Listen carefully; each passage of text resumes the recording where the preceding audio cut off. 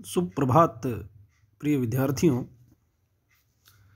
विद्यार्थियों।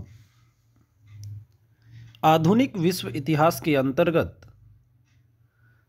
गत audio video आलेखों की श्रृंखला में हमने रिफॉर्मेशन अध्याय के अंतर्गत रिफॉर्मेशन की पृष्ठभूमि, कॉजेज ऑफ रिफॉर्मेशन की विस्तार से जानकारी ली थी तथा उन पृष्ठभूमि के बारे में विद्यार्थियों को अवगत कराया था जिनकी वजह से रिफॉर्मेशन का आगाज हुआ। इसी श्रृंखला को आगे बढ़ाते हुए आज हम रिफॉर्मेशन के आरंभिक रिफॉर्मर्स, धर्म सुधारक, जिनमें जॉन वाइक्लिफ, जॉन हस, इरेस्मस, सेवानारोला आदि रिफॉर्मर्स के बारे में विस्तार से जानकारी लेंगे। विद्यार्थियों, यद्यपि धर्म सुधार आंदोलन 16वीं सदी में हुआ, किंतु इस दिशा में प्रयत्नों का आरंभ 13वीं शताब्दी से ही हो गया था। 13वीं शताब्दी में अल्बिजेंसेज और वाल्डेंसेज नामक दो संप्रदायों ने फ्रांस में चर्च के खिलाफ विद्रोह किया। इसे बुरी तरह कुचल दिया गया, लेकिन इस तरह के छोटे छोटे विद्रोह समय समय पर होते रहे। धर्म सुधार आंदोलन का प्रथम उद्घोषक जॉन वाइक्लिफ का अध्ययन करेंगे। विद्यार्थियों, जॉन वाइक्लिफ 14वीं शताब्दी के धर्म सुधारकों में अग्रगण्य रहा। वह ऑक्सफोर्ड विश्वविद्यालय में, जो कि जगत प्रसिद्ध रहा, भी प्रोफेसर था। उसे धर्म सुधार आंदोलन का प्रातःकालीन तारा कहा जाता है, अर्थात जॉन वाइक्लिफ को the morning star of reformation कहा जाता है।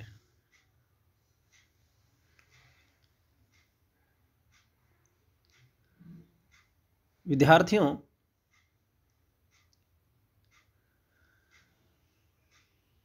जॉन वाइक्लिफ पोप के निरंकुश स्वेच्छाचारी नीतियों का विरोधी था। काफी विरोध किया इन्होंने। वह पहल बाइबिल का अनुवाद अंग्रेजी में किया। फलस्वरूप जिन्हें लैटिन का ज्ञान नहीं था, अब वे भी बाइबिल के इस अंग्रेजी अनुवाद को पढ़कर सही और गलत की जानकारी ले सकते थे। ये अपने आप में एक क्रांतिकारी कार्य था। वह चर्च के धन को जब्त करने की बात कहा करता था। इतिहासकार फिशर ने बताया कि उसने पोपवादी चर्च को अस्वीकार कर दिया। वाइक्लिफ के अनुगामी लोलार्डी कहलाते हैं। लोलार्डों का भयंकर दमन हुआ। 1401 में लोलार्डी एंटी एक्ट के अनुसार कई लोलार्डियों को फांसी हुई और कईयों को जिंदा जला दिया गया। जॉन हस भी 14वीं और 15वीं शताब्दी के प्रथम दशक तक अपनी भूमिका निभाता रहा। वह चेक अर्थात बोहेमिया निवासी था। जॉन वाइक्लिफ के विचारों को प्राग विश्वविद्यालय में व्याख्यान के जरिए 1398 ईस्वी में हस ने आगे बढ़ाया। उसने लोक भाषा में बाइबल के अनुवाद पर जोर दिया। विद्यार्थी ध्यान दें, बाइबल का बार बार, जैसे जॉन वाइक्लिफ, जॉन हस और आगे चलकर हम अध्ययन करेंगे मार्टिन लूथर ने भी बाइबल का जर्मन भाषा में अनुवाद किया। ये अनुवाद करने के बड़े कारण ये रहे कि आम लोग बाइबल में क्या सही है क्या गलत है चीज़ों को समझ सके, क्योंकि बार बार पोप, धर्मतंत्र, उस समय के चर्च ये कहा करते थे, या हर बात पर, चाहे वो आर्थिक, सामाजिक, राजनीतिक, सांस्कृतिक किसी से भी संबंधित हो, तो वो बाइबल का हवाला दिया करते थे, चूँकि बाइबल लैटिन में थी जो आम जन की समझ में नहीं आती थी। इसलिए आरंभिक धर्म सुधारकों ने बाइबल की लोक भाषाओं में अनुवाद पर जोर दिया था। जैसे ही उसने बाइबल की लोक भाषा में अनुवाद पर जोर दिया, पोप द्वारा उस पर नास्तिकता का आरोप लगाया गया और जर्मनी में उसे 1415 ईस्वी में जीवित जला दिया गया था। जॉन हस को जीवित जला दिया गया, लेकिन उसके विचार जीवित नहीं जलाए गए, अर्थात उसके विचार आगे भी आने वाले रिफॉर्मर्स ने उन विचारों को अपनाया, आम जन तक उनके विचार पहुँचे। बोहेमिया में उसका काफ़ी व्यापक प्रभाव पड़ा और जिसके परिणाम स्वरूप विद्रोह भी हुए। वहाँ विद्रोहियों का दमन करने के लिए पोप ने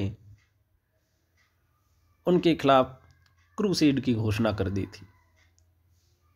सामाजिक दृष्टि से